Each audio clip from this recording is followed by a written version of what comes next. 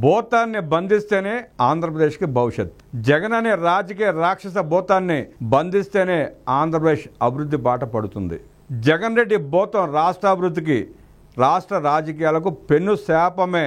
అధికారం కోసం దేనికైనా సిద్ధపడే ఔరంగజేబును జగన్ రెడ్డిలో చూడొచ్చు. మరోసారి ముఖ్యమంత్రి పదవి కోసం ఏమి చేయడానికైనా సిద్ధపడగలనని ఇప్పటికే తన చర్యలతో నిరూపిస్తున్నాడు జగన్ రెడ్డి. నిజానికి 2024 ఎన్నికల్లో తగిలిన చావు దెబ్బతో రాజకీయ భూతం భూస్థాపితమైందనే అనుకున్నారు చాలా మంది. కానీ తనలోని వికృత కోణాన్ని కొత్తగా ప్రదర్శిస్తున్నాడు జగన్ రెడ్డి.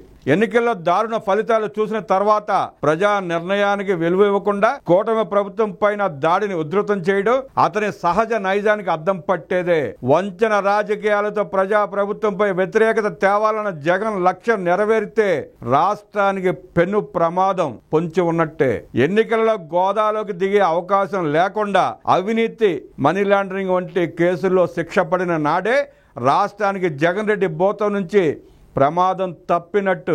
అప్పటి వరకు ఆ భూతం రాష్ట్ర రాజకీయాలను వదిలిపెట్టదన్నది సత్య దూరం కాదు. అధికార దాహంతో వికృత ఆలోచనలు, శవాలు, అబద్ధాలే ఆయుధాలుగా మళ్లీ జనంలోకి వస్తున్నాడు జగన్ రెడ్డి. జగన్ రెడ్డి అధికారం దక్కలేదని అక్కసుతో ఆయనలో అరాచకం, క్రూరత్వం మరింత పెరిగినట్టే కనిపిస్తా ఉంది.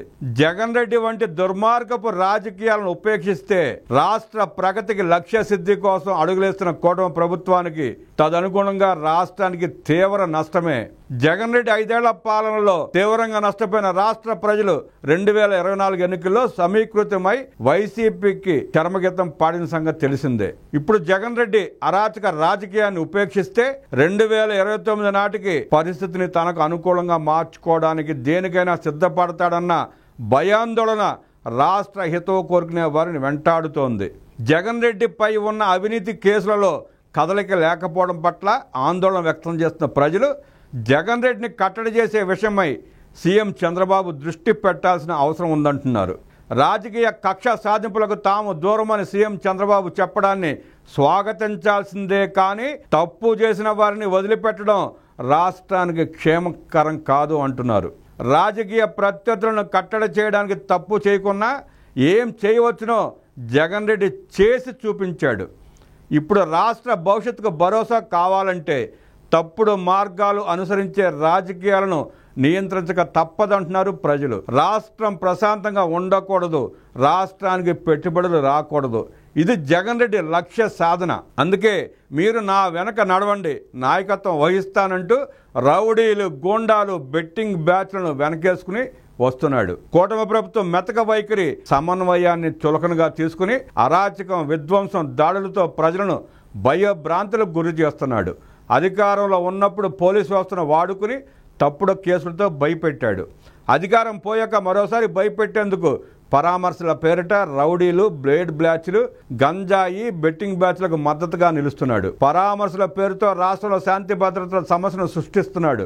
రాష్ట్రంలో హింసను ప్రేరేపించేందుకు చంపేయండి, పొడి చేయండి, నరికేయండి, వార్ డిక్లేర్ అంటూ ప్లేకార్డులు ప్రదర్శించడమే అందుకు నిదర్శనం. గంజాయి, బెట్టింగ్, రౌడీజం చేసేవారికి విగ్రహాలు పెట్టడం అనే కొత్త సంస్కృతికి జగన్ రెడ్డి తెరలేపడం వెనుక అసలు వ్యూహం అదే. రాష్ట్రంలో పరామర్శల పేరిట మళ్లీ శవరాజకీయాలు ఊపందుకుంటున్నాయి. జగన్ రెడ్డి ముఖ్యమంత్రిగా ఉన్నప్పుడు అనేక సంఘటనలో ఎంతో మంది కన్నుమూశారు. అప్పుడు జగన్ రెడ్డి ఏ ఒక్కరి పరామర్శకు వెళ్లలేదు. తిరుపతి రుయా ఆసుపత్రిలో ఆక్సిజన్ అందక 21 మంది చనిపోయారు. అన్నమయ్య ప్రాజెక్టు గేట్లు కొట్టుకుపోయి 33 మంది మృతి చెందారు. గోదావరిలో కచ్చులూరు వద్ద బోటు ప్రమాదంలో 39 మంది ప్రాణాలు కోల్పోయారు. ఇవన్నీ జగన్ రెడ్డి అధికారంలో ఉన్నప్పుడు జరిగిన సంఘటనలు. ఆనాడు ఏ ఒక్క బాధిత కుటుంబాన్ని జగన్ రెడ్డి పటాటోపంతో వెళ్లి పరామర్శించింది లేదు. ఇప్పుడు పదవి పోగానే పరామర్శల పేరిట ప్రజల్లోకి వచ్చి ఇష్టానురీతిన మాట్లాడుతూ శాంతి భద్రతల సమస్య సృష్టిస్తున్నది జగన్ రెడ్డే. తిరిగి ప్రభుత్వాన్నే తప్పుబట్టం జగన్ మార్క్ రాజకీయం. జగన్ కుటిల బుద్ధిని ఉపేక్షిస్తే మున్ముందు మరింత భయంకరమైన పరిస్థితులు తలెత్తవచ్చు. అధికారం కోసం దేనికైనా సాహసించే ప్రమాదం లేకపోలేదు. ఈ విషయంలో ప్రజల అప్రమత్త లేకుంటే సమాజానికి తీవ్ర నష్టం. తెలుగుదేశం, చంద్రబాబు సారథ్యంలో ఏపీ ప్రభుత్వం అభివృద్ధి సాధించి ప్రజలు సుఖ సంతోషాలతో ఉంటే తనకిక పుట్ట గతులుండవన్న భయం జగన్ రెడ్డిది. మళ్లీ అధికారం దక్కదేమోనన్న దుర్బుద్ధితో వికృత క్రీడకు తెరలేపుతున్నాడు జగన్ రెడ్డి. చంద్రబాబు రాష్ట్ర అభివృద్ధి కోసం తపన పడుతున్నారు, సర్వశక్తులు ఒడ్డుతున్నారు. జగన్ రెడ్డికి ధనం, అధికారం కావాలి, రాష్ట్ర అభివృద్ధి అవసరం లేదు. రాష్ట్రం ఏమైపోయినా పర్వాలేదు, అందుకోసం ఎంతకైనా తెగించే వ్యక్తి జగన్ రెడ్డి. జగన్ రెడ్డి అనే భూతం రాజకీయంగా భూస్థాపితమైతేనే రాష్ట్రంలో పెట్టుబడులు పెట్టడానికి పారిశ్రామికవేత్తలు ముందుకొస్తారు, రాష్ట్ర అభివృద్ధికి బాటలు పడతాయి. రాష్ట్రంలో జగన్ రెడ్డి భూతం వికృత రాజకీయాలు చేసినంత కాలం రాష్ట్ర అభివృద్ధికి ఆటంకమే. పాలనా వ్యవస్థలను గాడిలో పెట్టడానికి, ప్రజల భవిష్యత్తును తీర్చిదిద్దేందుకు సీఎం చంద్రబాబు సర్వశక్తులు ఒడ్డుతున్నారు. మంచిదే, కానీ ఓటమి దెబ్బతో ఫ్రస్ట్రేషన్లో ఉండి పిచ్చి పిచ్చిగా మాట్లాడుతున్న సైకోల్ని ఏరేయకపోతే ఏపీకి ఎప్పటికైనా ప్రమాదమే.